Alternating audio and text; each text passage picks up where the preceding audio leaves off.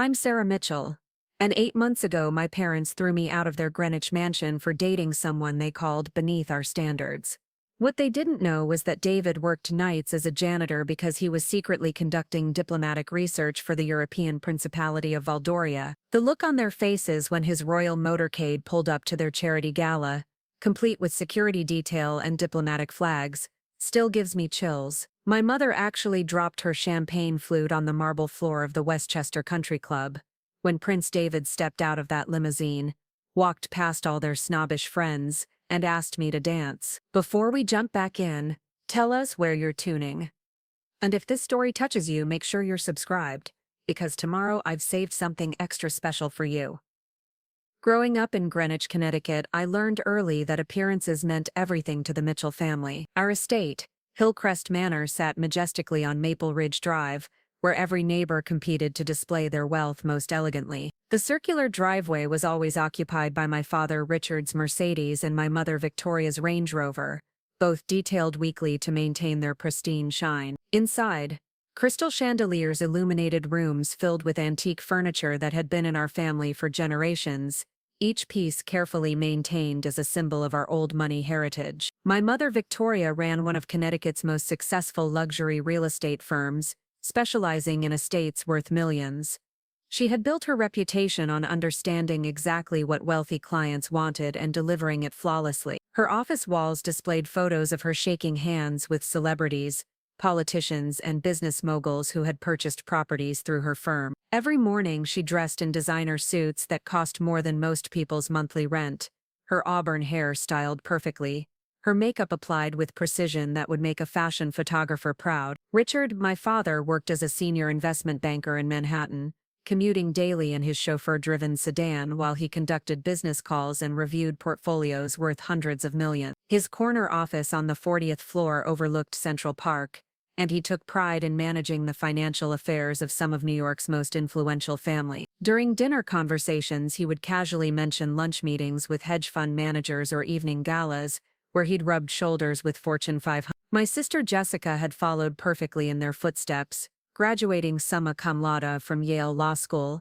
and securing a position at one of Manhattan's most prestigious corporate law firms. At 26, she already owned a penthouse apartment on the Upper East Side and drove a BMW that she'd purchased outright with her signing bonus. Jessica embraced every aspect of our family's lifestyle, from the charity board positions to the exclusive country club membership. She dated only men who met our parents' exacting standards, investment bankers, doctors, or fellow attorneys from families with similar social standing. Ryan, my younger brother at 22, was completing his MBA at Wharton, while simultaneously running a consulting business that catered to startup companies seeking venture capital connection. Despite his youth, he already displayed the same calculating approach to relationships that characterized our parents. His girlfriend, Madison, came from a pharmaceutical fortune, and their relationship seemed more like a strategic business partnership than a romance. Ryan often joked that love was a luxury for people who couldn't afford to think strategically about their future.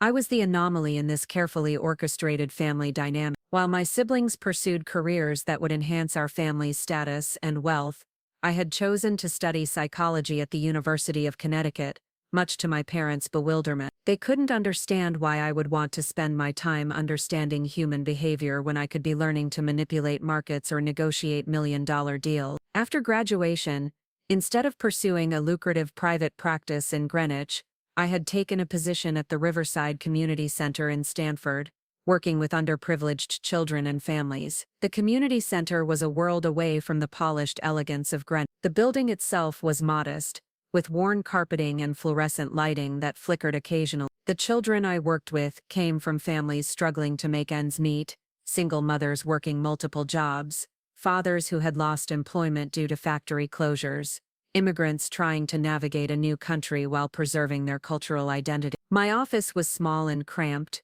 furnished with donated furniture, and decorated with artwork created by the children in our after-school program. My parents tolerated my career choice as a temporary phase, assuming I would eventually grow tired of working with what my mother called society's unfortunates, and pursue something more befitting our family's status. They frequently suggested I consider switching to corporate psychology, helping executives improve their performance, or perhaps starting a private practice in Greenwich, where I could counsel wealthy families through their various crises. The idea that I genuinely enjoyed my work and found it meaningful seemed incomprehensible to them. Family dinners at Hillcrest Manor followed a predictable pattern. We gathered in the formal dining room, seated around a mahogany table that could accommodate 12 guests, served by Miss Helen Torres, our housekeeper who had worked for our family for over 15 years. The conversations invariably centered on achievements, acquisitions, and social connections. Jessica would discuss her latest case or the partner she was courting for a dinner party. Ryan would share updates about his business ventures and the networking events he'd attended.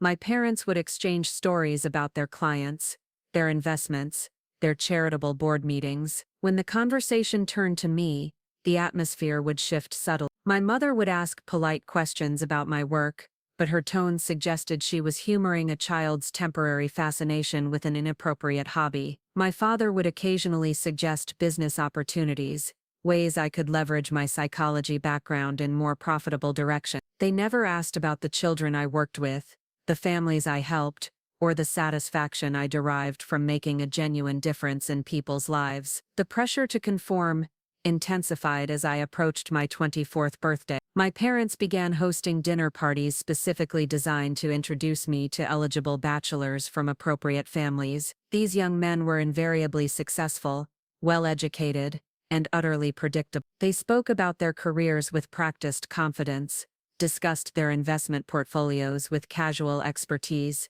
and showed polite interest in my work while clearly viewing it as a charming eccentricity that marriage would eventually cure. During these orchestrated social events, I felt like an actress playing a role I hadn't auditioned for.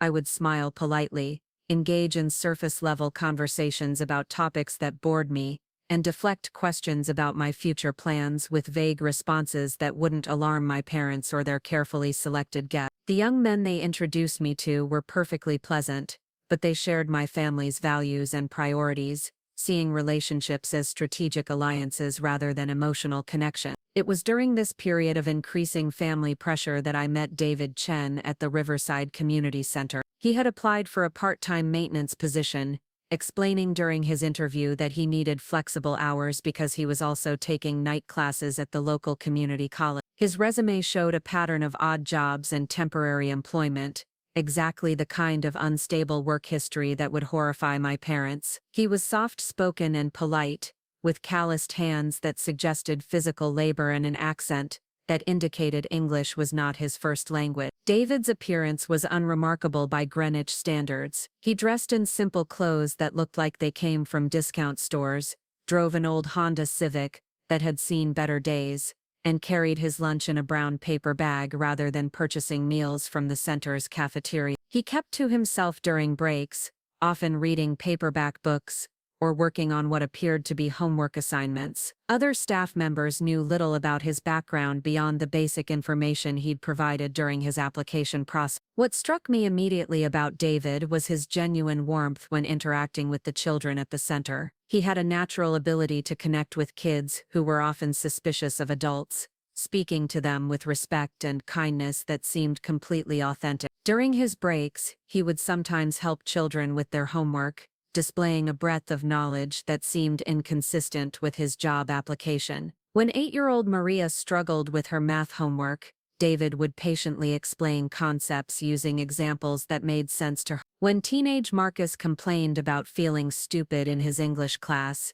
David would share stories about learning new languages and encourage him to persist through the challenges. Our first conversation happened on a rainy Thursday afternoon when I found David in the supply closet, carefully organizing cleaning supplies with methodical precision. I had come looking for construction paper for an art project, and he immediately offered to help me locate what I need. We began discussing the children's upcoming art exhibition, and I was surprised by his thoughtful observations about their creative development and emotional expression through artwork. He spoke about childhood development with the kind of insight that suggested formal training, yet his employee file indicated no background in education or psychology. Over the following weeks, we began having regular conversations during his breaks and after my shift ended. David would ask perceptive questions about my work with the families, offering suggestions that demonstrated a sophisticated understanding of social dynamics and cultural sensitivity. He shared stories about his own experiences that painted a picture of someone who had traveled extensively and encountered diverse populations.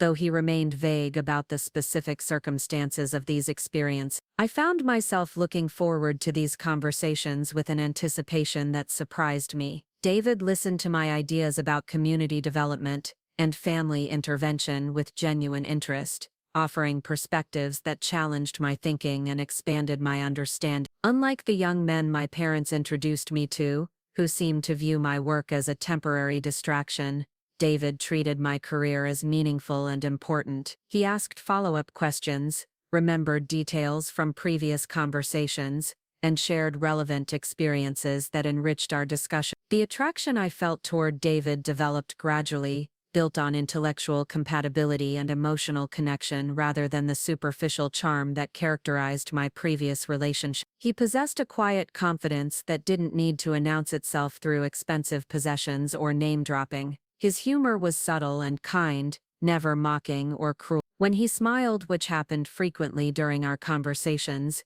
his entire face would light up with genuine warmth that made me feel seen and valued in ways I hadn't experienced before. 3 months after David started working at the center, he asked if I would like to have coffee with him after work. We walked to a small cafe in downtown Stamford, a modest establishment that served excellent coffee and homemade pastry. The atmosphere was casual and comfortable, filled with students studying, freelancers working on laptops, and friends catching up over steaming mugs. David insisted on paying for our coffee despite my protest, and we spent 2 hours discussing everything from philosophy to literature to our hopes for the future. During that first official date, David revealed more about his background, explaining that he had grown up in a small European country that most Americans couldn't locate on a map. His family had encouraged him to pursue his education internationally, which had led him to the United States. He was taking courses in international relations and political science, hoping to eventually work in diplomacy or international development. His part-time jobs helped support his studies while giving him opportunities to understand American society. Preparing and narrating this story took us a lot of time, so if you are enjoying it, subscribe to our channel. It means a lot to us. Now back to the story from different perspectives. The story made sense and explained many of the inconsistencies I had noticed about David's background. His sophisticated understanding of global politics, his multilingual abilities, and his cultural sensitivity all aligned with someone preparing for international diplomatic work. His modest lifestyle and willingness to take menial jobs demonstrated the kind of dedication and humility that I found admirable. Unlike the privileged young men in my social circle, David had worked for everything he had achieved and maintained perspective about what truly mattered in life. Our relationship developed slowly and naturally over the following months. David would pick me up after work in his modest Honda, and we would drive to inexpensive restaurants, public parks, or free cultural events. He introduced me to cuisines I had never tried, authors I had never read, and perspectives on world events that challenged my assumptions. We would spend hours walking through different neighborhoods, discussing the architecture, the community dynamics, and the social issues that affected various populations. David's approach to romance was refreshingly authentic. He brought me flowers from the grocery store rather than expensive arrangements from florists. He wrote thoughtful notes on plain paper rather than purchasing greeting cards with generic sentiment. He remembered small details about my preferences and interests, surprising me with books by authors I had mentioned enjoying or taking me to exhibitions featuring artists whose work I appreciated. His gestures were consistently thoughtful and personal, demonstrating that he paid attention to who I was rather than what I represented. The physical attraction between us was undeniable, but David approached intimacy with the same thoughtfulness he brought to every aspect of our relationship. He was patient and considerate, making sure I felt comfortable and respected at every stage of our growing closeness. Unlike previous boyfriends who had seemed more interested in conquest than connection,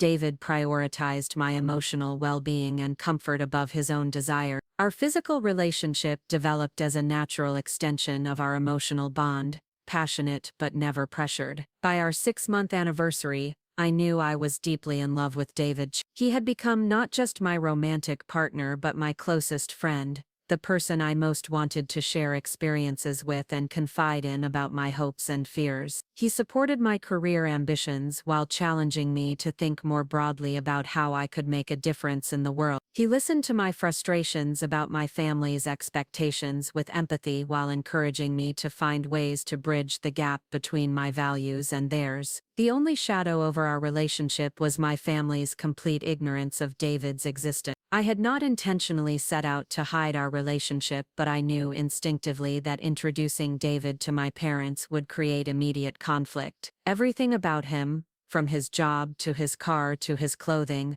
would trigger their class-based prejudices. They would see his maintenance work and assume he lacked ambition. They would hear his accent and make assumptions about his immigration status. They would observe his modest lifestyle and conclude he was seeking to improve his circumstances through a relationship with me. I rationalized my secrecy by telling myself I was protecting David from my family's judgment while giving our relationship time to develop without external pressure. David seemed to understand my hesitation without requiring detailed explanations, though he occasionally asked gentle questions about when I might feel comfortable introducing him to my family. I always deflected these conversations, promising that the right moment would come eventually while secretly dreading the inevitable confrontation. The deception required careful planning and constant vigilance. I had to ensure David never called me while I was at home, coordinate our schedules so we wouldn't accidentally encounter anyone from my family's social circle, and maintain separate social media accounts to prevent accidental exposure. Mrs. Torres, our housekeeper, became an inadvertent ally when she noticed my improved mood and increased absences, but chose not to question the changes in my behavior. As our relationship deepened, the weight of the secret became increasingly burdensome. I found myself making excuses to avoid family dinners, claiming work obligations that would prevent evening plans. I declined invitations to social events where I might be expected to bring a date, creating elaborate stories about being too busy with community center projects to maintain a social life. My family began commenting on my increased happiness while simultaneously expressing concern about my continued single status. The tension between my authentic self and the persona I maintained for my family's benefit was becoming unsustainable, but I couldn't see a path forward that wouldn't result in explosive conflict and potential loss of both my family and my relationship with Dave. The first crack in my carefully constructed facade appeared during Jessica's engagement party in early spring. My sister had gotten engaged to Harrison Whitman III,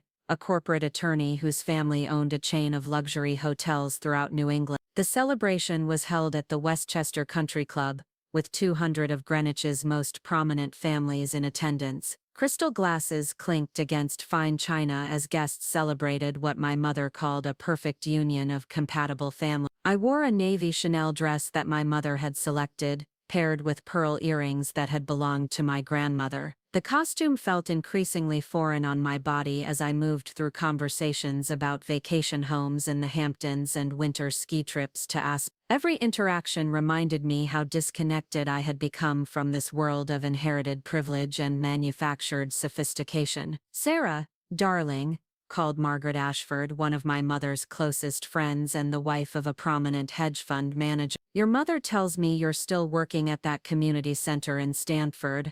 How wonderfully charitable of you. I'm sure it gives you such perspective on how fortunate we are." Her tone carried the condescending sweetness that wealthy women used when discussing what they considered noble charity work. Margaret's own idea of community service involved organizing fundraising galas, where she could wear designer gowns and network with other philanthropically minded social. The actual recipients of these charitable efforts remained conveniently abstract, distant figures who provided opportunities for tax deductions and social status enhancement. "The work is very fulfilling," I replied carefully, knowing that any display of genuine passion would be interpreted as inappropriate intensity. "The families I work with have taught me so much about resilience and community support." "Oh, how lovely," Margaret continued, already scanning the room for more interesting conversation partners. "And are you seeing anyone special? Your mother mentioned you've been quite busy with work lately." The question hung in the air like a trap waiting to spring. I could feel my mother's attention shift toward our conversation,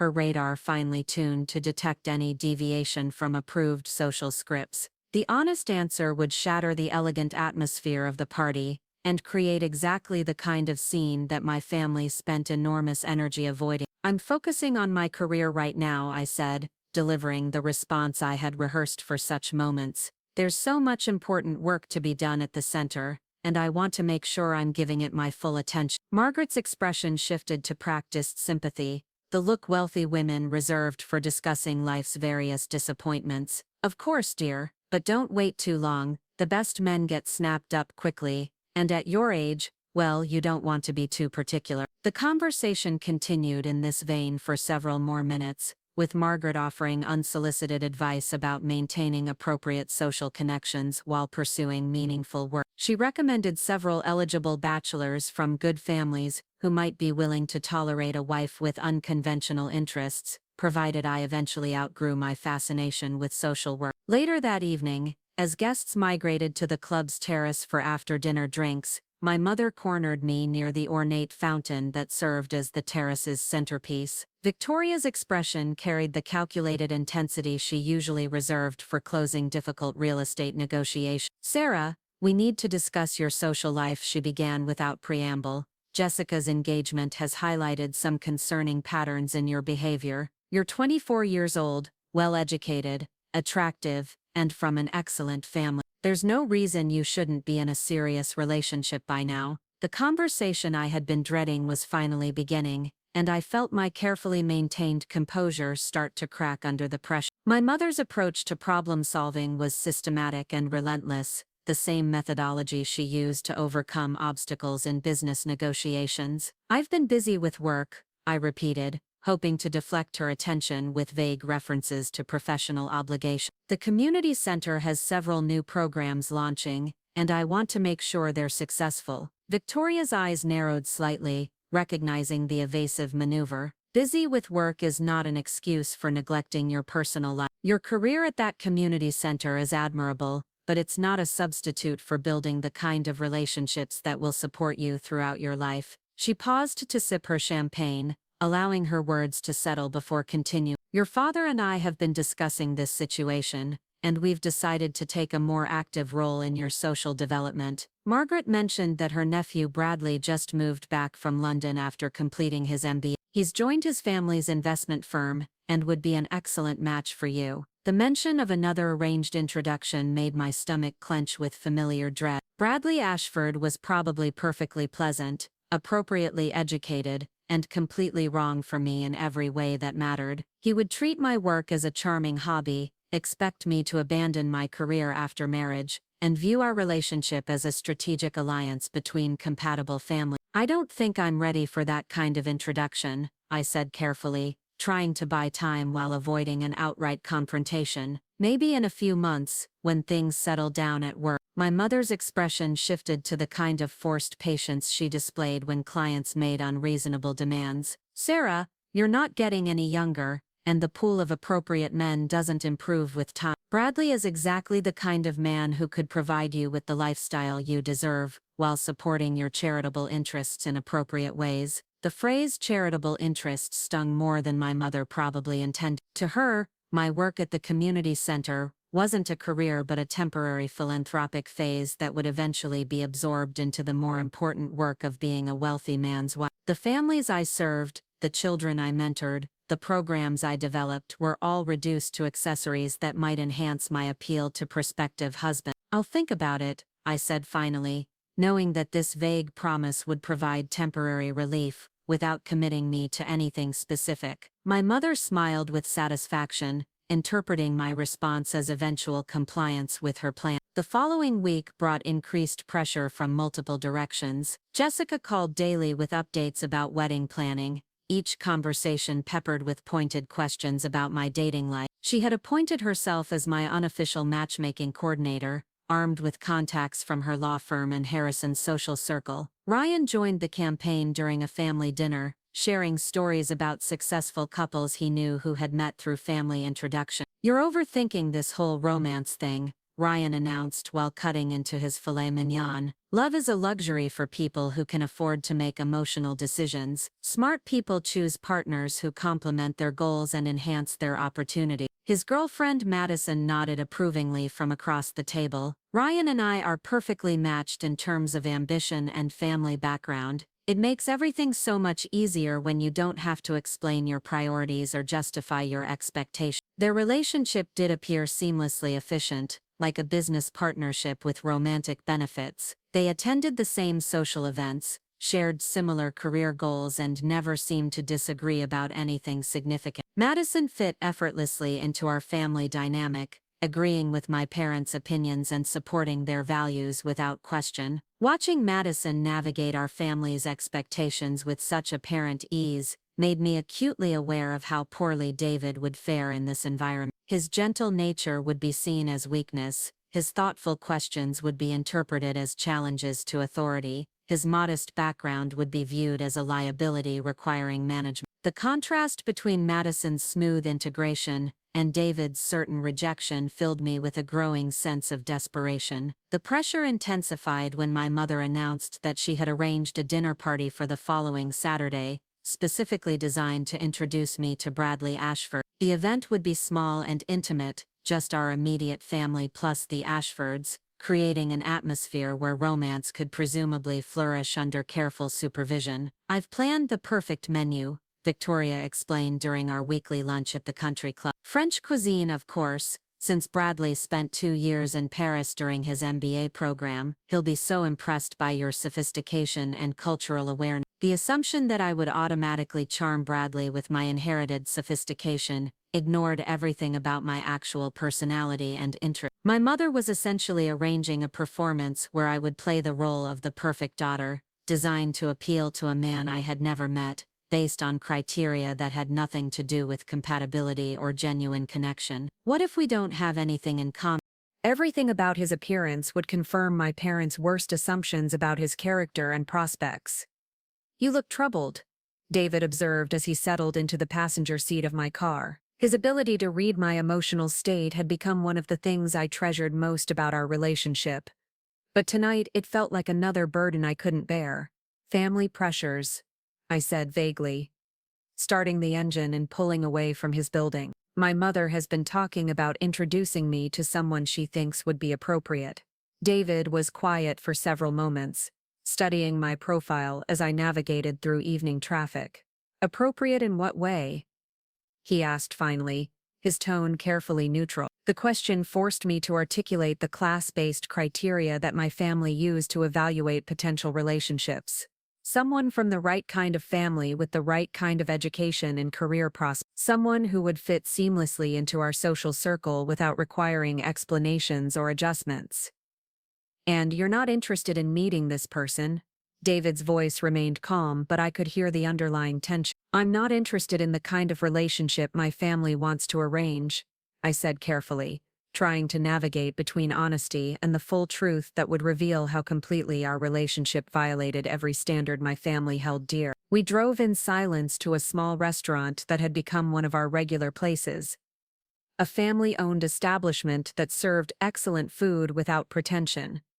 The owner, Ms. Chan, always greeted David in what I assumed was their shared native language, and their conversation suggested a deeper connection than simple customer loyalty. During dinner, David seemed distracted, asking fewer questions than usual and responding to my attempts at conversation with polite but distant answers. I recognized the signs of someone processing difficult information, but I couldn't bring myself to address the elephant in our relationship directly. "Are you ashamed of me?"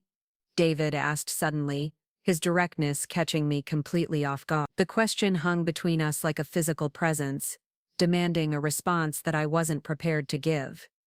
The honest answer was complicated, involving layers of family loyalty, social conditioning, and personal cowardice that I didn't fully understand myself. "I'm not ashamed of you," I said quickly, reaching across the table to take his hand. "I'm ashamed of my family's values and my own inability to stand up to them."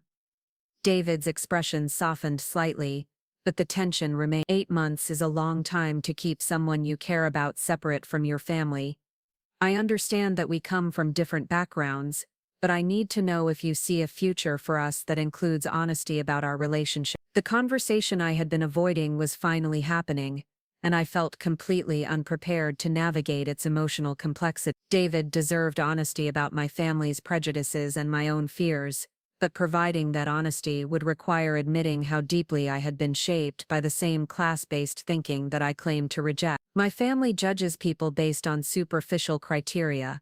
I began slowly, trying to find words that would explain without insulting. They would look at your job, your car, your clothes, and make assumptions about your character and prospects, without bothering to know who you really are. David nodded thoughtfully, processing this information without apparent offense. And you're afraid that their disapproval would affect our relationship. I'm afraid that their behavior would hurt you, I admit. They can be cruel when they think someone is trying to rise above their station. They would treat you as a threat to their daughter's future rather than someone who makes me happy. The admission felt like a betrayal of both David and my family, revealing the ugly truth about people I was supposed to love unconditionally. David deserved to know what he would face if our relationship became public, but explaining my family's prejudices forced me to acknowledge how deeply those same prejudices had shaped my own worldview. What if I could prove that I'm not the kind of threat they imagine? David asked, his tone suggesting possibilities I couldn't imagine. What if there were aspects of my background that would change their assessment of our relationship?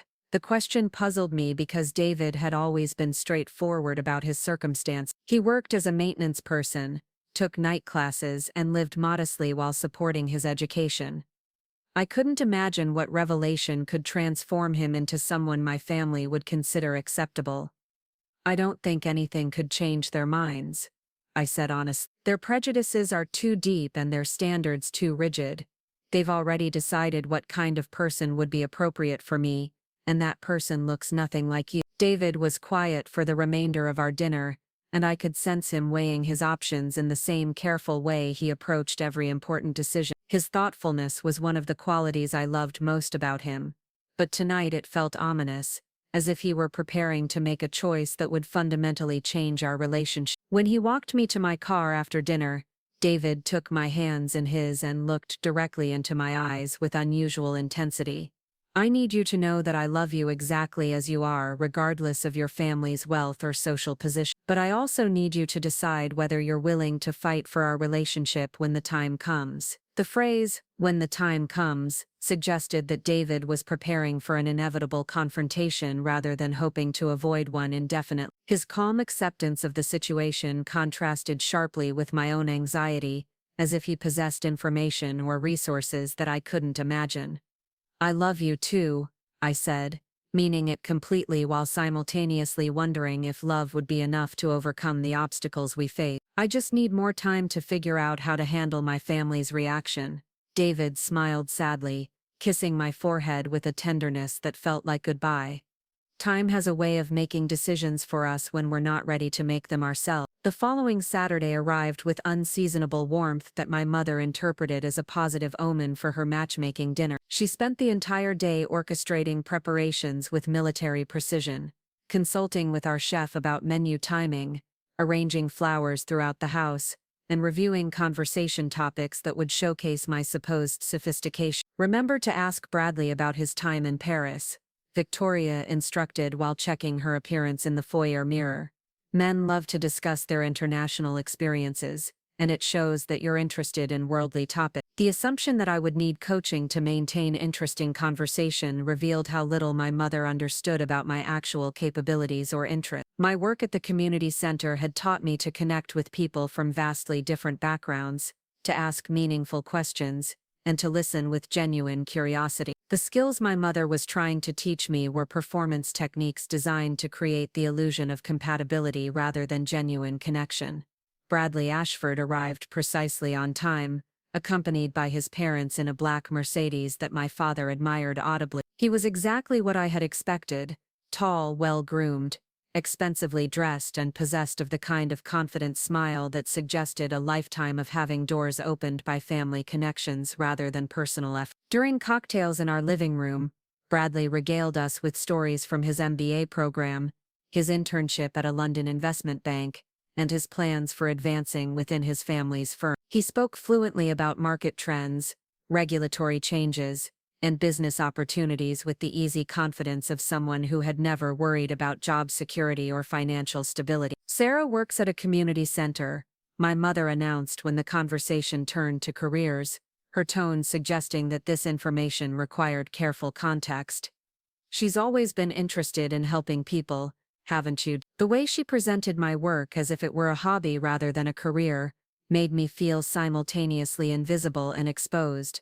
Bradley's polite interest confirmed that he viewed my job as my mother did, a temporary charitable phase that marriage would eventually resolve. "How rewarding that must be," Bradley said with practiced sincerity. "It's so important for people in our position to give back to the community." "Margaret mentioned that you work with children.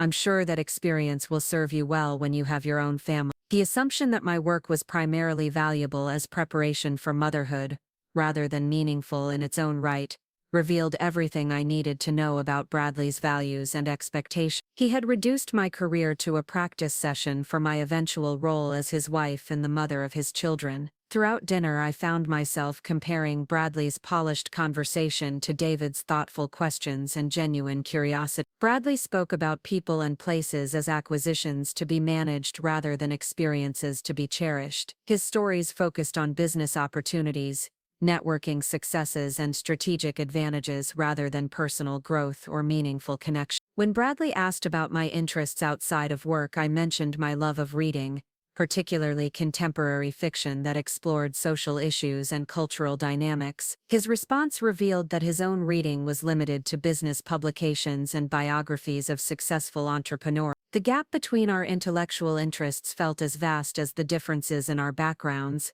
As the evening progressed, I realized that Bradley and I could probably maintain pleasant conversation indefinitely without ever achieving genuine connection. We were both educated, articulate, and socially competent, but we approached life from fundamentally different perspectives. He saw relationships as strategic partnerships designed to enhance status and security, while I craved emotional intimacy and shared values. The dinner concluded with plans for Bradley to escort me to an upcoming charity gala, an arrangement that my mother orchestrated with obvious satisfaction. As our guests departed, I felt the walls of my carefully constructed double life closing in around me, forcing a confrontation that I was still hoping to avoid. The charity gala was scheduled for the third Saturday in June, an annual fundraising event for the Greenwich Hospital Foundation that served as one of the most important social gatherings of the spring season. My mother had been planning my attendance with Bradley for weeks, treating it as the public debut of what she hoped would become a serious courtship.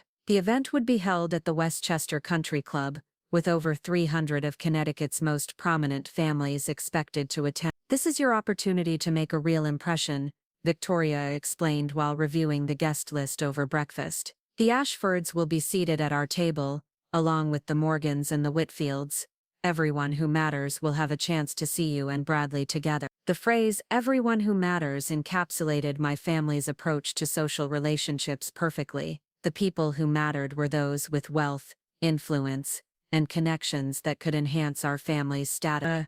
The community center families I worked with, the children I mentored, the colleagues who shared my values were all relegated to the category of people who didn't matter in my family's calculation of social importance. I spent the week leading up to the gala in a state of increasing anxiety, knowing that the evening would represent a point of no return in my family's matchmaking campaign. If Bradley and I appeared successfully coupled at such a public event, the expectations for our continued relationship would become overwhelming. My mother was already making subtle references to potential engagement announcements and wedding planning timelines. David noticed my growing distress during our Wednesday evening dinner at a small Italian restaurant that had become one of our regular meeting places. He had been unusually quiet throughout our meal, responding to my attempts at conversation with distracted politeness that suggested his mind was elsewhere. "You seem troubled," he observed as we shared tiramisu for dessert.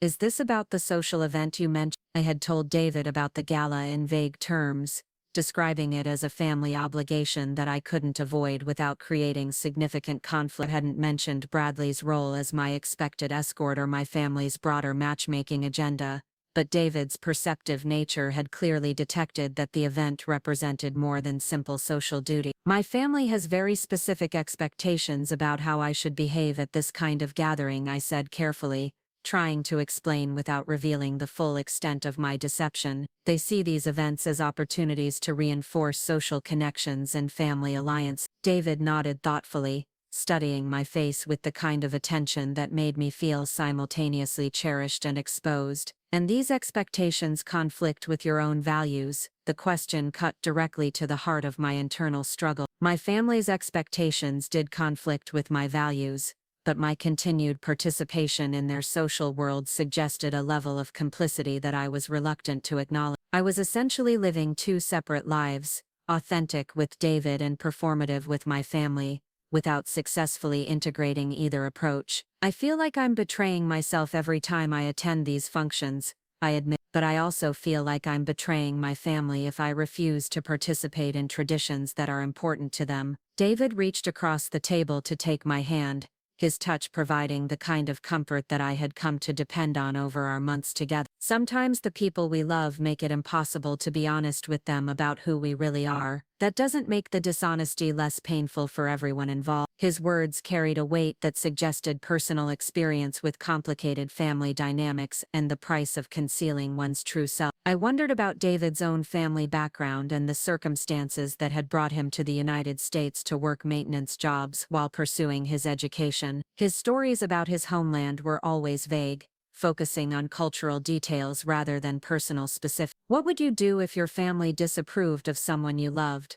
I asked, hoping to understand his perspective on the situation we both knew we were navigating. David was quiet for several moments, seeming to weigh his response with unusual care. I would hope that love would be more important to them than their preconceived notions about appropriate partners, but I would also understand if they needed time to adjust their expectations. The answer suggested both optimism about family relationships and realism about the challenges of changing deeply held beliefs. David's approach to conflict seemed fundamentally different from my own, more direct but also more patient, as if he had confidence in outcomes that I couldn't envision. Friday evening brought final preparations for the gala, with my mother orchestrating every detail of my appearance with the intensity of a political campaign manager. She had selected a midnight blue gown from a Madison Avenue boutique, paired with diamond earrings that had belonged to my grandmother and a delicate silver bracelet that complemented the ensemble perfectly. "You look absolutely stunning,"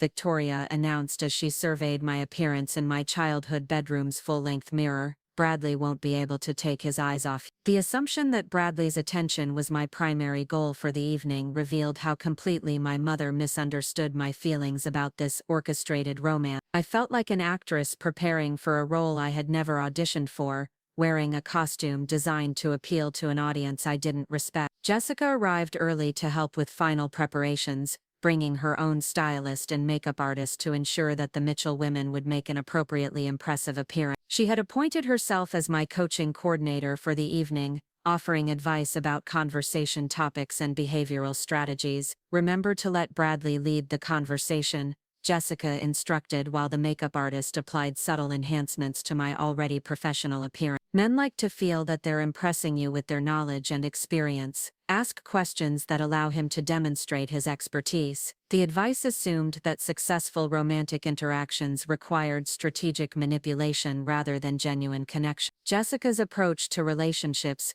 mirrored her approach to legal negotiations, viewing attraction as a game with winners and losers, rather than a mutual exploration of compatibility. "What if we don't have anything to talk about?" I asked, voicing a concern that had been growing throughout the week. "You'll always have family connections and social events to discuss," Jessica replied dismissively. "People in our circle share enough background that conversation is never really a problem. The important thing is showing that you're interested in the same things he values." The suggestion that shared social background was sufficient foundation for romantic conversation ignored everything I had learned about meaningful relationships through my time with Dave. Genuine connection required curiosity about each other's thoughts, dreams, fears, and experiences, not simply common knowledge about mutual acquaintances and familiar social events. Saturday evening arrived with perfect weather, clear skies and gentle breezes that my mother interpreted as divine approval for her matchmaking efforts. Bradley arrived precisely on time,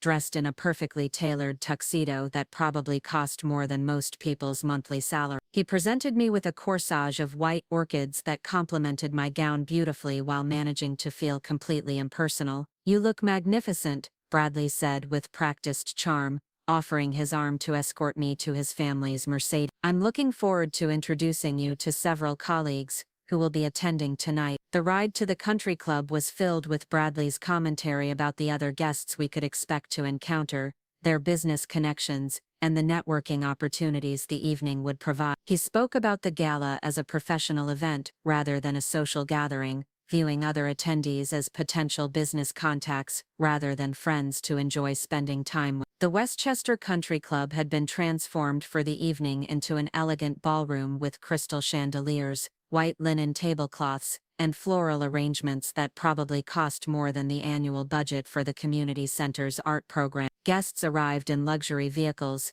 the women dressed in designer gowns and expensive jewelry, the men in perfectly tailored formal wear that announced their financial success without subtlety. Our table was positioned prominently near the dance floor, ensuring maximum visibility for my debut as Bradley's romantic partner. My parents flanked us on one side while Bradley's parents occupied the seats across from us, creating a family alliance that felt more like a business merger than a social gathering. Throughout dinner, conversation flowed easily among the adults, covering topics like real estate markets, investment strategies, and vacation home maintenance. Bradley participated confidently, demonstrating the kind of financial literacy and business acumen that my family found impressive. He spoke knowledgeably about emerging markets, regulatory changes, and economic trends with the easy confidence of someone who had never worried about job security. When the conversation turned to charitable causes, Bradley shared his family's philanthropic philosophy, which focused on supporting institutions that served their social circle rather than addressing broader community needs. The Ashfords funded scholarship programs at elite private schools,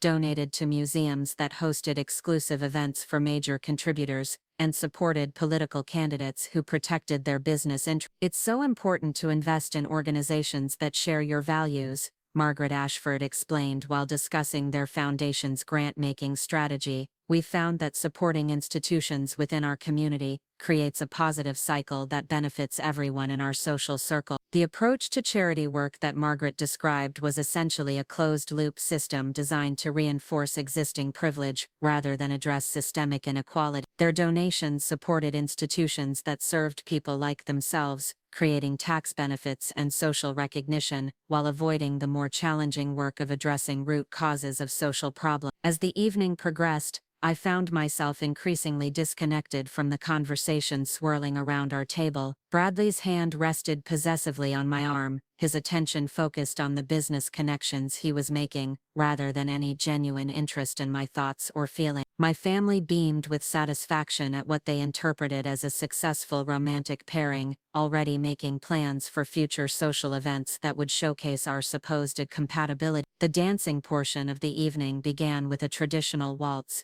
and Bradley proved to be an accomplished partner, guiding me confidently across the dance floor while maintaining perfect posture and timing. We moved together smoothly, creating the appearance of romantic harmony, while I felt increasingly like a performer in someone else's production. "You're an excellent dancer," Bradley murmured as we swayed to the orchestra's rendition of classic standards. "My mother will be so pleased. She's been hoping I would find someone who could keep up with our family's social obligations." The comment confirmed my suspicion that Bradley viewed our potential relationship primarily in terms of social compatibility rather than emotional connection. I was being evaluated as a potential asset who could enhance his family's social standing while fulfilling the various hostess duties that accompanied wealth and status. During a brief break between dance sets, I excused myself to visit the ladies' room, desperate for a few moments away from the intense scrutiny of our combined family. The ornate powder room was temporarily empty, providing a sanctuary where I could breathe deeply and try to process the overwhelming pressure of the evening. As I touched up my lipstick in the gilded mirror, I thought about David, who was probably spending his Saturday evening reading or working on assignments for his international relations courses. The contrast between his quiet authenticity and the elaborate performance I was giving tonight felt like a physical weight pressing against my chest. When I returned to the ballroom,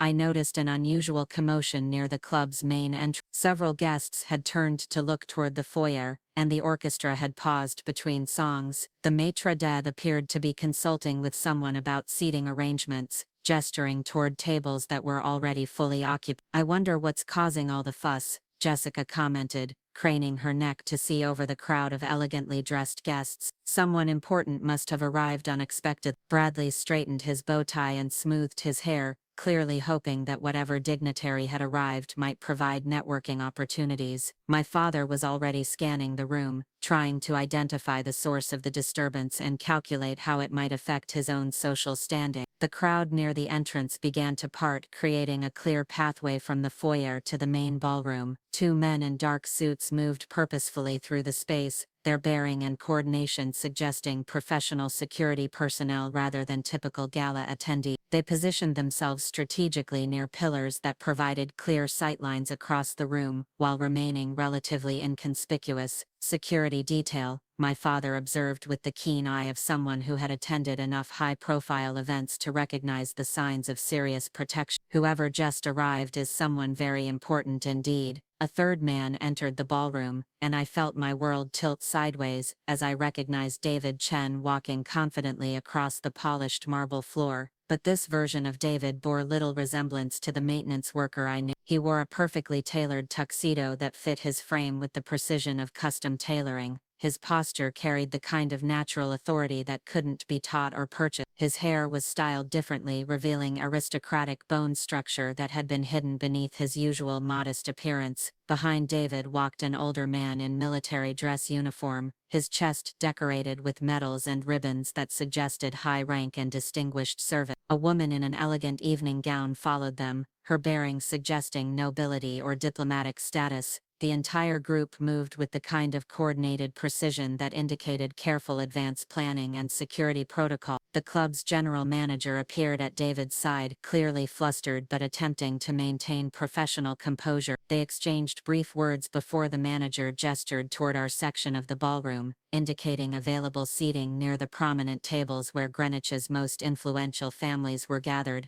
"My God," my mother whispered, her voice barely audible above the resumed orchestra music. "That's Prince David of Valdoria. I recognize him from the society pages. What on earth is he doing at our little charity gala?" The words hit me like a physical blow, each syllable reshaping everything I thought I knew about the man I had been dating for 8 months. Prince David of Valdoria, European royalty conducting diplomatic research. The maintenance worker I had fallen in love with was actually one of the most eligible bachelors in international society. Bradley's grip on my arm tightened unconsciously as he processed the implications of having genuine royalty in attendance. "This is incredible," he murmured. "A real prince at a Greenwich charity event. The networking possibilities are extraordinary." My parents were already calculating how David's presence might reflect on our family's social standing, assuming that his attendance somehow validated the importance of the event, and by extension their position within Greenwich society. They had no idea that their daughter had been secretly dating the man who was currently causing such a sensation among Connecticut's elite. David's eyes swept the room methodically, and I realized with growing panic that he was looking for someone specific. When his gaze reached our table, his expression shifted almost imperceptibly, a subtle smile playing at the corners of his mouth as he recognized me among the sea of elegantly dressed guests. He began walking directly toward our table, his security detail following at a discreet distance while maintaining their vigilant surveillance of the room. Conversations quieted as he passed,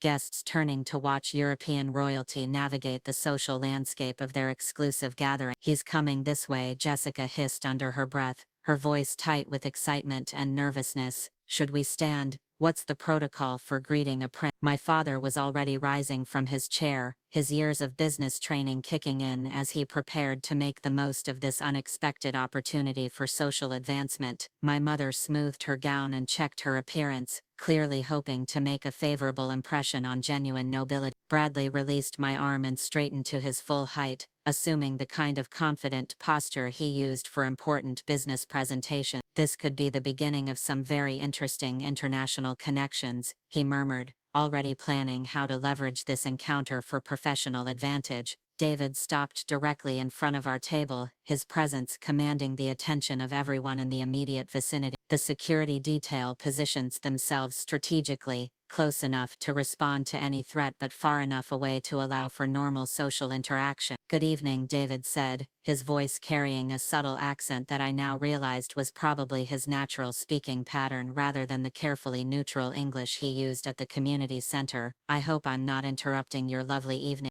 His eyes found mine across the table, and for a moment the elaborate charade of the gala faded into background noise.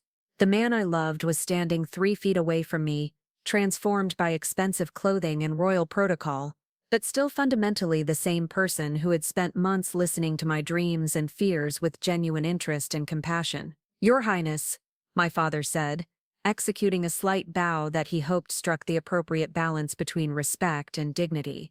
"Richard Mitchell, this is my wife Victoria, and our children Jessica, Ryan, and Sarah." David's attention shifted politely to each family member as they were introduced, but I could feel his focus returning to me with intensity that made my heart race. The secret we had maintained for 8 months was about to be revealed in the most public possible setting, in front of my family, Bradley, and 300 of Greenwich's most prominent residents. "It's a pleasure to meet you all," David replied with the kind of practiced diplomatic courtesy that suggested extensive training in social protocols. "I understand this is a fundraising event for the local hospital, a very worthy cause indeed." Bradley stepped forward, clearly hoping to position himself as the primary point of contact with royalty. "Bradley Ashford," he said, extending his hand with aggressive confidence. "I'm here this evening with Sarah Mitchell.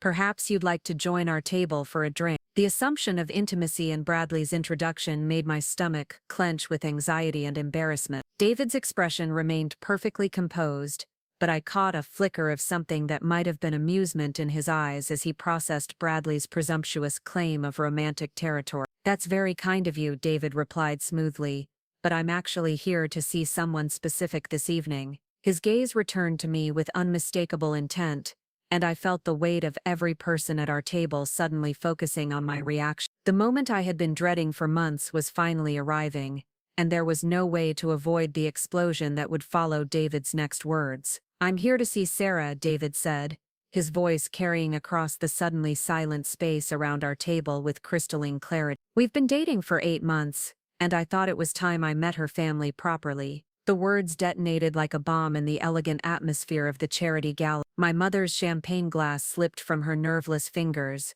shattering against the marble floor in a cascade of crystal fragments and golden liquid. My father's mouth opened and closed soundlessly, his carefully cultivated business composure completely shattered by this impossible revelation. Jessica gripped the edge of the table so tightly that her knuckles turned white, while Ryan stared at David with the expression of someone trying to solve an equation that defied all logical parameters. Bradley's face cycled through a spectrum of emotions, beginning with confusion, progressing through disbelief, and settling into a kind of wounded outrage that suggested his entire worldview had been fundamentally challenged. The hand that had been resting possessively on my arm fell away as if he had been burned, leaving me standing alone in the eye of a social hurricane that was rapidly gathering strength. 8 months, my mother finally managed to whisper, her voice barely audible above the orchestra music that continued playing despite the drama unfolding at our table. "Sarah, what is he talking about?" David extended his hand toward me with the same gentle confidence he had shown during our countless evenings together,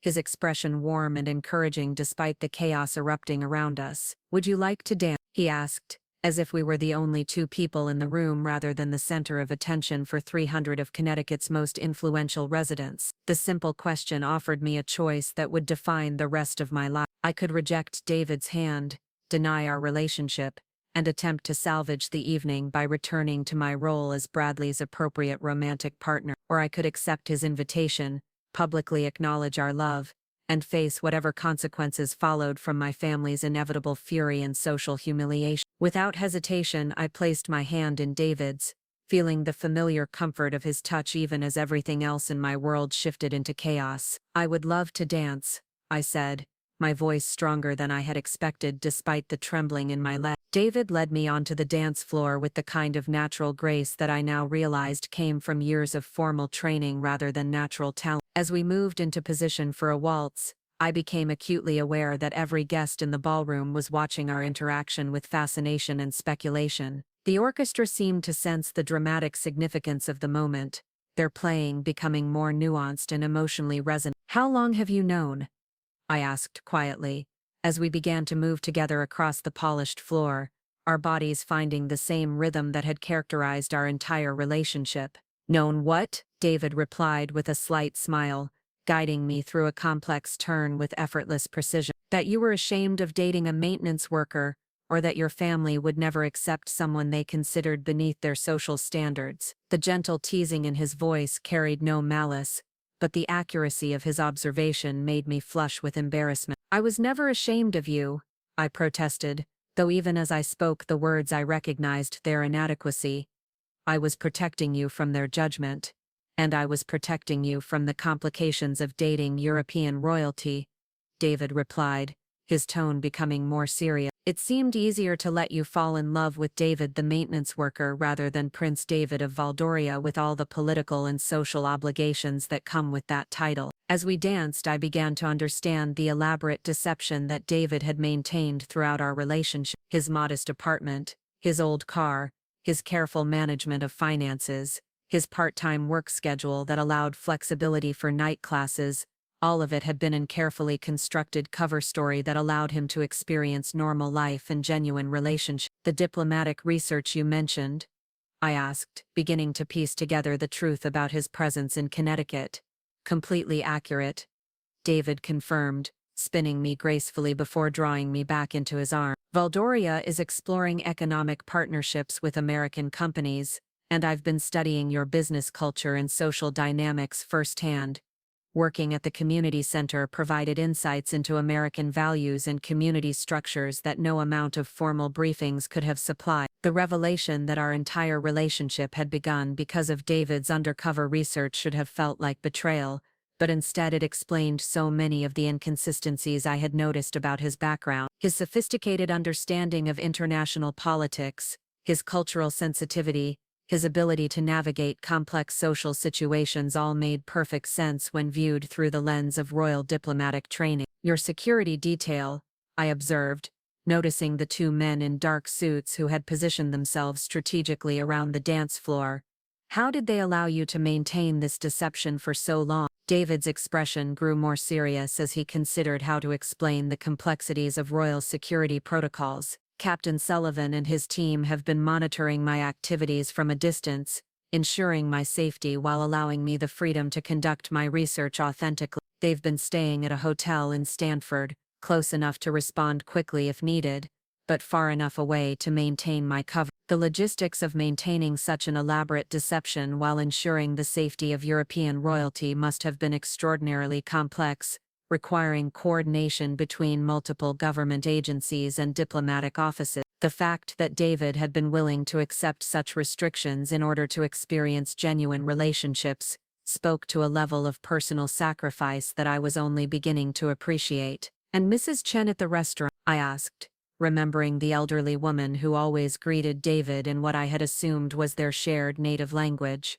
"Mrs. Chen is actually Mrs. Petrova, a retired diplomatic officer who served as cultural attaché in Valdoria for 12 years, David explained with obvious affection. "She recognized me during my second week in Connecticut, and has been serving as an unofficial liaison, providing cultural advice and helping me navigate American social custom." The revelation that even our favorite restaurant had been part of David's support network made me realize how thoroughly his identity had been protected throughout our relationship. Every aspect of his life that had seemed authentic and spontaneous had actually been carefully managed by a team of diplomatic and security professionals. As our dance continued, I became increasingly aware of the drama unfolding at our table and throughout the ballroom. My family remained frozen in various states of shock and confusion, while other guests whispered among themselves about the unexpected revelation of European royalty dating a local woman. Bradley had abandoned our table entirely,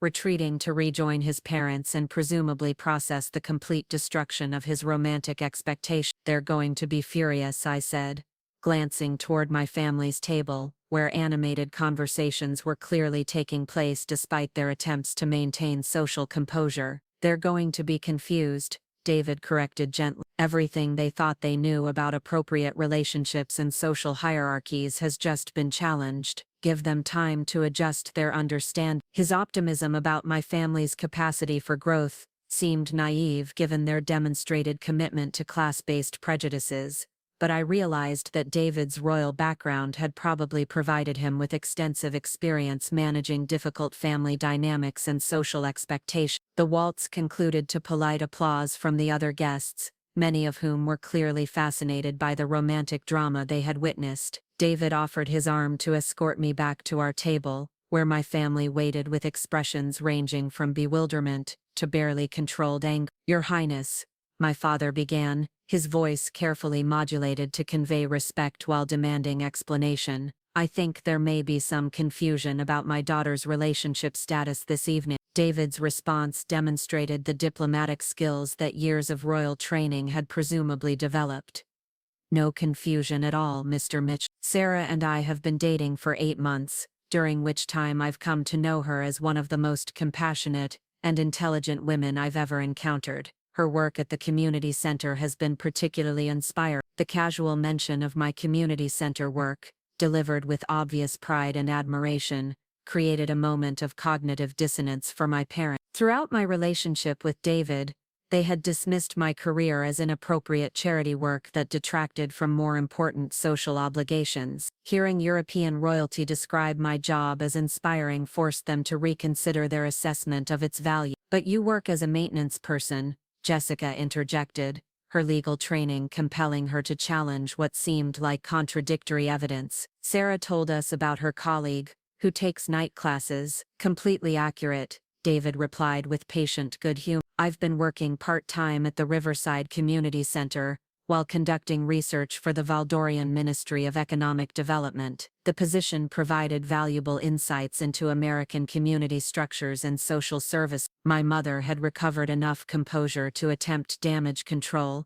though her voice still carried undertones of shock and confusion. "Your Highness, we had no idea about Sarah's relationship with you. She's been very private about her personal life recently." The implicit criticism of my secrecy hung in the air, but David deflected it gracefully. "Sarah was being considerate of my need for privacy during my research period. Maintaining my cover required limiting the number of people who knew my true identity." His explanation transformed my deception from selfish embarrassment into thoughtful cooperation with diplomatic necessity. The same behavior that my family had interpreted as shameful concealment was reframed as patriotic service to international relations. Captain Sullivan approached our table with the measured stride of someone accustomed to managing delicate situations. "Your Highness," he said quietly, "the embassy has confirmed arrangements for tomorrow evening's reception. The guest list has been finalized pending your approval." The mention of embassy receptions and guest lists served as a tangible reminder that David's life included responsibilities and obligations that extended far beyond our personal relationship. The reality of dating European royalty was beginning to sink in,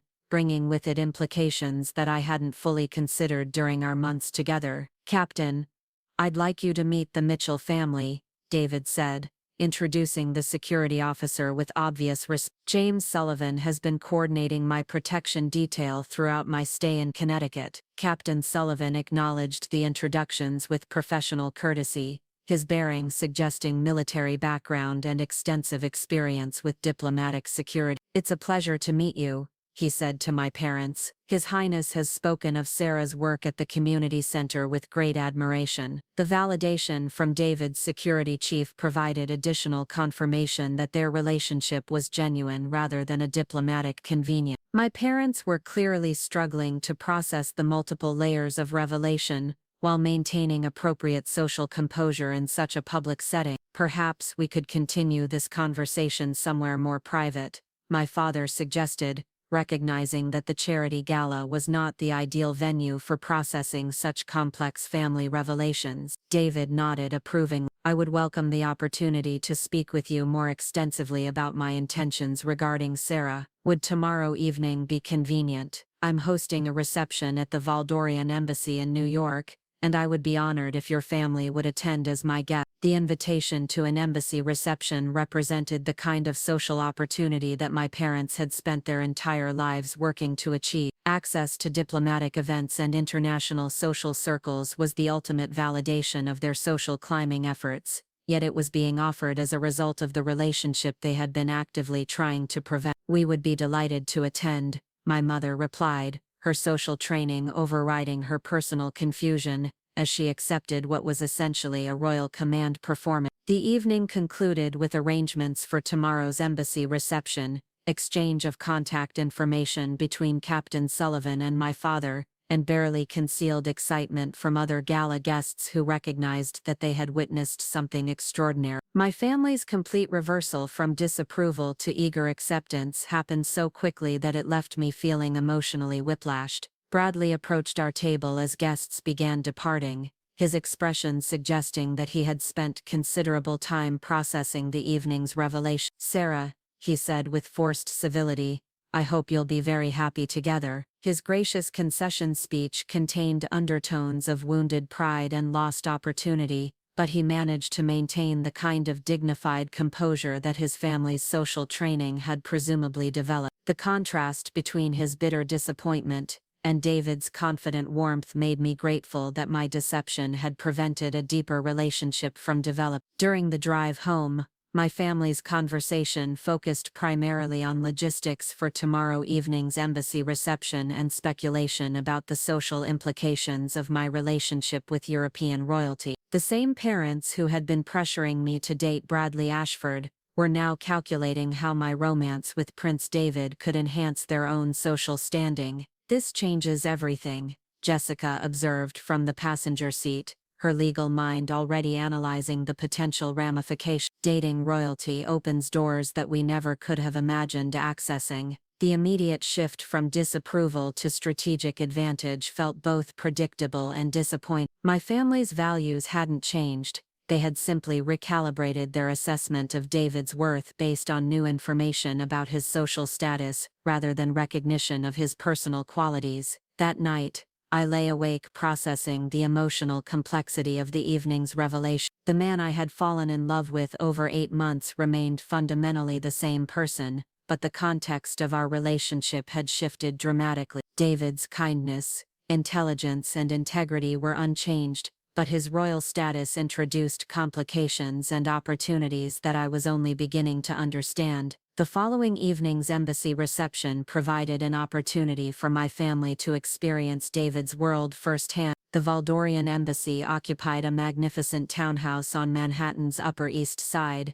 with formal gardens and security protocols that announced its diplomatic importance. Guests included ambassadors, business leaders and cultural figures, whose presence confirmed Valdoria's significant international relationship. David moved through the reception with the confident grace of someone born to diplomatic responsibility, introducing my family to various dignitaries while ensuring they felt comfortable and included. His genuine affection for me was obvious to everyone present, transforming what could have been an intimidating social experience into a celebration of our relationship. Your Highness, the Valdorian ambassador said during a private moment, the ministry has been very pleased with your research progress. Your insights into American business culture and community structures have been invaluable for our economic development planning. The confirmation that David's work in Connecticut had produced meaningful diplomatic results helped me understand why he had been willing to sacrifice normal royal privileges in order to conduct authentic research. His maintenance job at the community center hadn't been elaborate role-playing but serious professional responsibility that required genuine cultural immersion. 3 months later, David's research assignment in Connecticut concluded with a comprehensive report that influenced Valdoria's successful negotiation of several American business partnerships. His decision to extend his stay in the United States, officially to pursue advanced diplomatic training but actually to continue our relationship, demonstrated the depth of his commitment to our future together. Our engagement was announced 6 months later at a small ceremony attended by both families, the community center staff who had become our mutual friends, and diplomatic representatives from both countries. The wedding planning process required navigating complex protocols and security requirements, but David's patient guidance helped me understand that royal responsibility could coexist with personal happiness. My family's complete transformation from class-based prejudice to enthusiastic acceptance taught me valuable lessons about the difference between conditional and unconditional love. Their initial rejection of David had been based on superficial characteristics rather than assessment of his character, while their eventual embrace focused on social advantages rather than recognition of his personal worth. The community center families I had worked with throughout my relationship with David provided the most authentic celebration of our engagement. They had witnessed our genuine connection developing over months of shared service, and their joy reflected appreciation for love that transcended social boundaries rather than excitement about royal connections. Mrs. Torres, our family housekeeper who had quietly supported my happiness throughout the deception, smiled knowingly when she learned about David's true identity. "I could tell he was special," she said while helping me pack for the move to Valdoria after our wedding. "Not because of titles or money but because of how he looked at you and how you became more yourself around him." Her observation captured the essence of what made our relationship work despite its complicated beginning. David had loved me not because of my family's wealth or social position, but because of my values and character. I had fallen in love with his kindness and intelligence rather than his royal status, creating a foundation that could support the complex demands of international marriage. The last charity gala we attended in Greenwich before moving to Valdoria provided an opportunity to reflect on how dramatically my life had changed. The same social circle that had pressured me to conform to their expectations now competed for invitations to events where they might encounter European royalty. The community center work they had dismissed as inappropriate charity had become a model for international social programs that other countries were studying and implementing. Bradley Ashford, who had eventually married someone from an appropriately wealthy pharmaceutical family, approached us during the cocktail hour with genuine congratulations and what appeared to be honest happiness for our success. His gracious acceptance of how events had unfolded demonstrated personal growth that suggested he had learned valuable lessons about the difference between strategic partnerships and authentic love. Standing in the same ballroom where David had revealed his identity 2 years earlier, I marveled at how completely my understanding of family love and social responsibility had evolved. The parents who had kicked me out for dating someone beneath our standards now proudly introduced their daughter the princess to anyone who would listen, while completely missing the irony of their transformation. David's hand found mine as we moved through the familiar social landscape that no longer felt like home, his touch providing the same comfort and security that had characterized our relationship from the beginning. The maintenance worker who had stolen my heart remained fundamentally unchanged, despite the royal trappings that now surrounded our life together. "Ready to go home?" David asked as the evening wound down, using the term that now referred to a small European principality, rather than Greenwich, Connecticut. "I've been ready since the night you asked me to dance," I replied, realizing that home had never been a place but rather the feeling of being completely known and unconditionally loved by someone whose values aligned with my own. Our story had begun with deception and family conflict, but it had evolved into a partnership that combined personal happiness with meaningful public service. The prince who had disguised himself as a maintenance worker had taught me that authentic love requires courage to challenge social expectations and wisdom to distinguish between genuine worth and superficial status. The motorcade that carried us away from Greenwich that final evening included not just security personnel and diplomatic staff, but also representatives from the community center and several of the families I had worked with over the years. They had been invited to visit Valdoria as part of an international exchange program that David and I were developing together. proving that love could indeed conquer not just social barriers but geographical ones as well. The transformation in my family's attitude became most apparent during the weeks following the embassy reception. My mother, who had spent months criticizing my choice to work at the community center, suddenly began describing my career as pioneering social advocacy work that caught the attention of European royalty. She would casually mention to her friends at the country club that her daughter's expertise in community development had become the foundation for international diplomatic programs. Victoria's rewriting of history extended to her recollections of David himself. The maintenance worker she had never met became a brilliant young diplomat conducting vital research under deep cover. She began telling elaborate stories about how she had always suspected there was something special about Sarah's mysterious boyfriend, claiming that his obvious intelligence and refined manners had made his true identity apparent to anyone with sophisticated social instincts. Richard's response was more pragmatic but equally dramatic. Within a week of learning David's true identity, my father had researched Valdoria's economic indicators, political stability, and trade relationships with exhaustive thoroughness. He approached our relationship like a business merger, analyzing the strategic advantages of having diplomatic connections to a European principality, with significant natural resources and a growing technology sector. Valdoria's gross domestic product has increased by 12% annually for the past 5 years, Richard announced during a family dinner where David had been invited to discuss our engagement plan. Their renewable energy initiatives and environmental policies have attracted major international investment. This partnership could open remarkable opportunities for both families. David's amused tolerance of my father's business-focused approach to our romance demonstrated the diplomatic skills that years of royal training had developed. He answered Richard's questions about Valdorian economic policies and trade agreements with professional competence, while gently redirecting conversations toward more personal topics, whenever possible.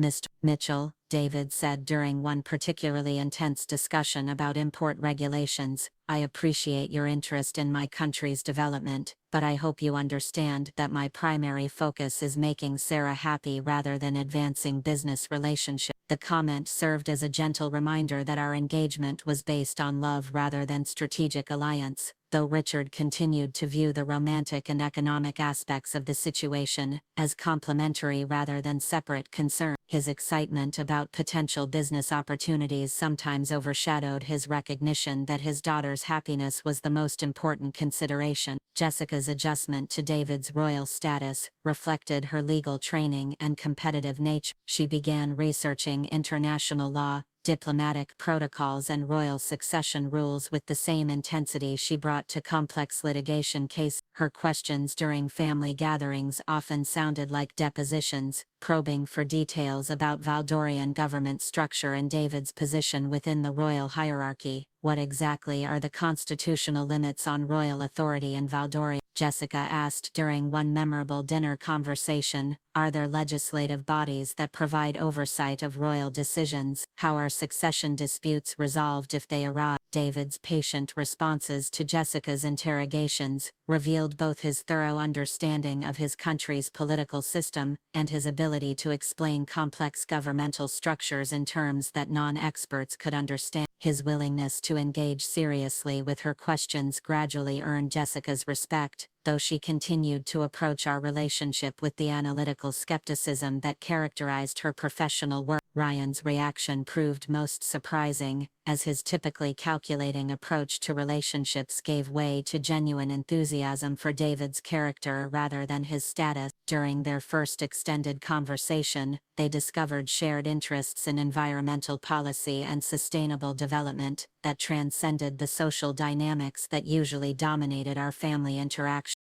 David actually listens to ideas and asks thoughtful follow-up questions, Ryan confided to me after spending an evening discussing renewable energy initiatives with my fiancé. Most people our age are either trying to impress you with how much they know or positioning themselves for networking advantages. He seems genuinely interested in learning from other perspectives. This observation reflected growth in Ryan's own social awareness, as he began to recognize the difference between authentic intellectual curiosity and the performative conversations that characterized most interactions within our social circle. David's influence on my younger brother extended beyond their environmental discussions to broader questions about meaningful work and personal fulfillment. The community center staff's reaction to learning about David's true identity provided a stark contrast to my family's status-focused excitement. Maria Gonzalez, the program director who had worked closely with both of us, seemed more interested in David's continued commitment to the children's programs than in his royal title. Prince or maintenance worker, David has always been the same person, Maria observed while we planned the transition of his volunteer responsibilities to other staff members. He shows up consistently, listens carefully to what the kids need, and never acts like his time is more valuable than theirs. That's what matters in this work. Her perspective reminded me that David's character had remained constant throughout our relationship, regardless of the various roles he had assumed for diplomatic or personal reasons. The qualities that had attracted me to him 8 months earlier, his kindness, intelligence, and genuine concern for others, were intrinsic rather than performed. The children at the community center were perhaps the most adaptable to David's revelation, accepting the news that their volunteer tutor was actually European royalty, with the same matter-of-fact flexibility they brought to most unexpected developments in their lives. 8-year-old Marcus summed up their collective response during David's farewell party. Prince David is still the same person who helped me with my math homework and never made me feel stupid when I didn't understand something. Planning our wedding required navigating complex protocols that I was only beginning to understand. The Valdorian royal family's traditions included elaborate ceremonies with religious, cultural, and political significance that extended far beyond the personal celebration that American weddings typically represented. Every decision, from the guest list to the menu to the musical selections, required consultation with diplomatic advisors and cultural experts. Royal weddings are essentially state occasions disguised as personal celebrations, explained Lady Catherine Pemberton, the protocol officer who had been assigned to guide me through the preparation process. Your marriage will be covered by international media and attended by representatives from dozens of countries. Every detail will be scrutinized for its political and cultural implications. The pressure of such extensive public attention felt overwhelming at times, particularly when contrasted with the intimate relationship that David and I had built over months of quiet conversations and shared work. Learning to balance our private connection with the public responsibilities of royal marriage required adjustments that neither of us had fully anticipated. David's patience during this transition period demonstrated both his experience with public scrutiny and his understanding of how dramatically my life was about to change. He arranged for me to spend time with other women who had married into European royal families, providing opportunities to learn from their experiences and develop strategies for maintaining personal authenticity while fulfilling public obligations. The most important thing to remember, advised Princess Isabella of Luxembourg during one particularly helpful conversation, is that your marriage is still fundamentally about your relationship with David. All the protocol and publicity are just context, not content. Focus on what brought you together rather than what surrounds you now. Her advice helped me maintain perspective during moments when the elaborate wedding preparations threatened to overshadow the simple fact that I was marrying the man I love. The community center work that had introduced us remained central to both our individual identities and our shared vision for our future together. The wedding itself took place at the historic cathedral in Valdoria's capital city, with 500 guests including diplomatic representatives, European nobility, and a small delegation from the Riverside Community Center. The ceremony blended traditional Valdorian customs with elements that reflected my American background and our shared commitment to social service. My parents' behavior during the wedding weekend revealed how completely their attitudes had transformed since the charity gala revelation. Victoria's interactions with European nobility demonstrated social climbing skills that I hadn't fully appreciated, while Richard's conversations with international business leaders suggested networking abilities that extended far beyond his Connecticut-based connection. Your daughter has brought great honor to both our families, the Valdorian Queen Mother told my parents during the pre-wedding reception. David's happiness has been obvious to everyone since their engagement was announced. Love matches of this quality are rare and precious. The royal family's warm acceptance of me as David's chosen partner provided a stark contrast to my own family's initial rejection of him based on superficial characteristics. Their evaluation of our relationship focused on compatibility, mutual respect, and shared values, rather than social status or strategic advantage. Miss Torres attended the wedding as an honored guest, her quiet support during the months of secrecy earning her a place among the people who had most significantly influenced our relationship. Her presence served as a reminder that authentic relationships often depend on the kindness of unexpected allies who choose discretion over gossip. "I always knew he was special," Mrs. Torres told the other community center representatives during the wedding reception. "Not because of titles or money, but because he treated everyone with the same respect and kindness. That's how you know someone's character." The wedding reception included traditional Valdorian folk dancing, international cuisine that reflected the diverse guest list, and speeches that emphasized the diplomatic significance of marriages that bridge cultural differences. David's toast focused on our shared commitment to community service and his gratitude for the community center work that had brought us together. "Sarah taught me that authentic leadership requires understanding the lives of people who are different from yourself," David said during his speech to the assembled guests. Her work with immigrant families and struggling communities provided insights that no amount of formal diplomatic training could have supplied. "I'm honored to build our future on the foundation of service that brought us together." The honeymoon period that followed our wedding provided our first opportunity to experience married life away from the intense public scrutiny that had surrounded our engagement and ceremony. David had arranged for us to spend 3 weeks traveling through Valdoria's rural regions, visiting communities that would benefit from the social programs we planned to develop together. These travels revealed aspects of David's character that even 8 months of dating hadn't fully illuminated. His interactions with rural farmers, village leaders, and community organizers demonstrated deep knowledge of his country's social and economic challenges, as well as genuine commitment to improving conditions for all Valdorian citizens, rather than just the urban elite. Effective governance requires understanding how policies affect people at every level of society,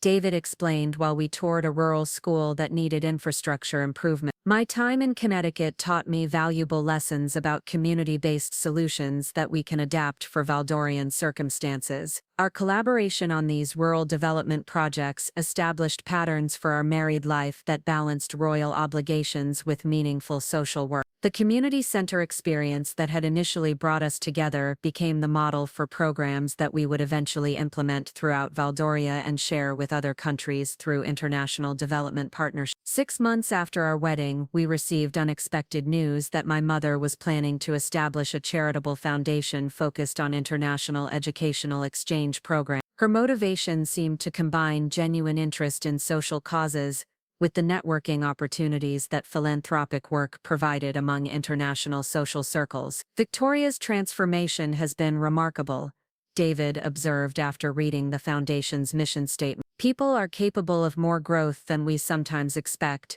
especially when their assumptions about social worth are challenged by direct experience." His generous interpretation of my mother's evolution reflected both diplomatic training and personal maturity, though I remained somewhat skeptical about the depth of her changed attitude. The foundation work might represent genuine growth, or it might simply be another form of social climbing that happened to produce beneficial results. The first anniversary of the charity gala where David had revealed his identity provided an opportunity to reflect on how dramatically our lives had changed. We returned to Greenwich to attend the same fundraising event, now as married representatives of Valdorian interests rather than secret lovers navigating family disapproval. Bradley Ashford approached us during the cocktail hour, his manner suggesting that he had processed the previous year's disappointment with reasonable grace. His marriage to pharmaceutical heiress Stephanie Carmichael appeared successful, based on the kind of strategic compatibility that my family had originally envisioned for my own future. "I have to admit," Bradley said with what seemed like genuine good humor, "losing you to European royalty was much easier on my ego than losing you to a maintenance worker would have been." His comment revealed both personal growth and persistent class consciousness, suggesting that he had learned to accept outcomes without necessarily changing his fundamental attitudes about social hierarchy. The experience had apparently taught him flexibility rather than inspiring deeper examination of his values. The community center's expansion into international programs, provided the most meaningful measure of how our story had influenced others. The Valdorian government had funded sister programs in 12 American cities, creating cultural exchange opportunities for hundreds of families, while demonstrating that effective social services could transcend national boundaries. Your love story has become a model for international cooperation, Maria Gonzalez told us during our anniversary visit to the Riverside Community Center. The programs you've developed together show that relationships based on shared values can create positive change that extends far beyond the individuals involved. Her observation captured something essential about what our relationship had accomplished beyond personal happiness. The connection between a community center volunteer and a European prince had evolved into diplomatic programs that were improving lives in both countries, while demonstrating the possibility of bridging cultural and economic differences. The second year of our marriage brought news that we were expecting our first child, a development that added new dimensions to discussions about royal succession, cultural identity, and the kind of values we wanted to pass on to the next generation. The pregnancy announcement was covered extensively by international media, but we tried to focus on the personal rather than political aspects of becoming parents. This child will grow up with opportunities that most people can only dream of, David said during one of our evening walks through the palace gardens. Our responsibility is to ensure that privilege becomes a foundation for service rather than entitlement. The challenge of raising children who understood both their extraordinary advantages and their obligations to use those advantages responsibly became a central focus of our conversations about the future. The community center families who had influenced our relationship provided models for instilling values of compassion, hard work, and social responsibility. Our daughter's birth 3 years after that pivotal charity gala completed the transformation of our love story into a family legacy. Princess Elena's first public appearance was at the Riverside Community Center, where she was blessed by religious leaders representing the diverse immigrant communities that the center serves. She's going to grow up knowing that meaningful work happens everywhere, I told the gathered media representatives. Royal title or not, she'll understand that her worth comes from what she contributes to others, rather than what she inherits from her parents. The statement reflected lessons learned through 8 months of secret dating, family conflict, and the complex process of integrating two very different worlds. The maintenance worker who had stolen my heart had taught me that authentic love requires courage to challenge social expectations, and wisdom to distinguish between genuine worth and superficial status. Standing in the same community center where our relationship had begun, holding our daughter while David spoke with the children he had tutored during his undercover research, I marveled at how completely unexpected love could transform not just individual lives, but entire communities. The prince who had disguised himself to understand American society had found something more valuable than diplomatic intelligence. The motorcade that carried us home to Valdoria that evening included representatives from both our worlds, the Greenwich Society, that had initially rejected our relationship, and the community center families who had celebrated our love from the beginning. They traveled together as honored guests, proving that social barriers could indeed be overcome when people chose connection over division. Our story had begun with deception and family conflict, but it had evolved into a partnership that combined personal happiness with meaningful public service. The revelation that had shattered a charity gala's elegant atmosphere had become the foundation for international programs that were making real differences in thousands of lives. The journey from secret romance to royal marriage had taught us both that authentic relationships require honesty about who we are rather than performance of who others expect us to be. The community center work that brought us together remains central to our shared mission, proving that love stories can indeed change the world when they're built on values rather than circumstance. Years later, when Elena asked about how her parents had met, we would tell her about the importance of seeing people for who they truly are rather than what they appear to be. The maintenance worker and the community center volunteer who had fallen in love while serving others had created something larger than themselves, a legacy of service that would continue through their children and the programs they had built together. The red folder that had once documented family financial exploitation had been replaced by blue binders filled with international program reports, letters from families whose lives had been improved by cultural exchange opportunities, and photographs of communities that had benefited from Valdorian American Partnership Initiative. Our love story had become a diplomatic success story, but more importantly, it had remained a genuine partnership between two people who had chosen each other despite every obstacle that family expectations and social conventions had placed in their path. The prince who had picked me up in his royal motorcade had never stopped being the man who had helped children with their homework and listened to my dreams with authentic interest. The transformation was complete, but the love that had started it all remained beautifully, reassuringly, exactly the same. Up next, you've got two more standout stories right on your screen. If this one hit the mark, you won't want to pass these up. Just click and check them out.